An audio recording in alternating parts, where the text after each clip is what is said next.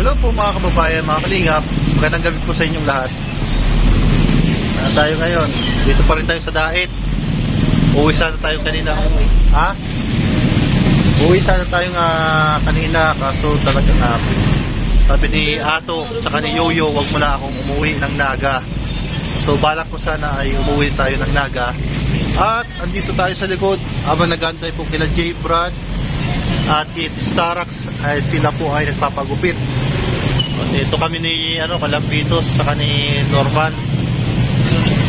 Bibili daw po kami ng pag-exchange gift para po sa anniversary po ng EDC.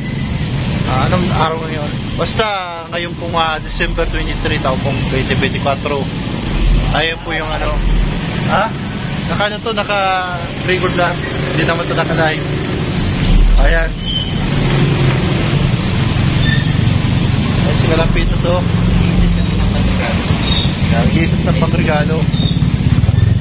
Ibigay ko lang po na tayo pang-regalo ni Sagas TV. Maganda yun, pang-regalo. Mahal yun. Mahal yun, ikaw doon. Anong pang-regalo mo? Mahalin din yun. Mahalin din. Ikaw Norman? Mahal. Sobrang mahal. Hindi kayang ma-afford. Pero kaya masarap pala yun. Pwede ako. Ayun, sobrang mahal hindi ma-afford. So, yan. Maulan pa rin dito sa Camarines Norte kanina po. Grabe po talagang buwas ng ulan. At tayo po ay wala pa pong ligo. Sabi ni Kalampitos, wala po pong mga ligo. Di normal, wala pang ligo. Yan. At sinamahan po namin si Debrad, Starax. Ayan po yung sasakyan niya. Ayan. Na magpagupit para maging wapings daw sila mamayang gabi po sa kanilang sa EDC community at EDC anniversary. Ayan po, supportan po natin ang John Carl. Siyempre, kasali na po ang John Carl, number 1 po ang John Carl and EDC, lahat po ng mga Joy, Melbrad, lahat support nyo po lahat. Basta sa Team Kalingap ay Kuya Bal sa kay Kalingap Bravo. So ilang oras na po kami dito nag-aantay, siguro po maraming nakapila. Maulan dito sa Dait. Kasabay po ng anniversary po ng EDC ay kasabay din po ng kalat-kalat na pag-uulan dito po, especially po dito po sa Camarines Norte. So sa mga nagtatanong po kung mayroon po tayong isang tropical cyclone, ay meron pong tropical cyclone po sa may part po ng Palawan sa Kalayaan Islands. Ayan.